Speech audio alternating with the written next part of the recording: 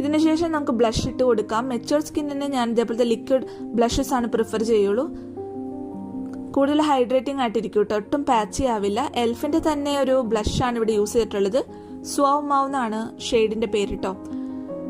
So കയ്യിൽ just apply ചെയ്തിട്ട് ഇതേപോലെ ഒന്ന് സ്പ്രെഡ് ചെയ്ത് കൊടുത്താൽ മതി. നല്ല പിഗ്മെന്റഡ് ആണ്, കൂടാണ്ട് നല്ല ഡ്യൂവി ഹൈഡ്രേറ്റിംഗ് ആയിട്ടുള്ള ഒരു ബ്ലഷും കൂടിയാണിത്. ലോങ് ലാസ്റ്റിംഗ് ആണ് കേട്ടോ. സോ ആപ്പിൾ ഓഫ് ദ ചീക്സിൽ നിന്ന് ഇതേപോലെ അപ്ലൈ ചെയ്തിട്ട് മുകളിലോട്ട് വേണം സ്പ്രെഡ് ചെയ്ത് കൊടുക്കാൻ.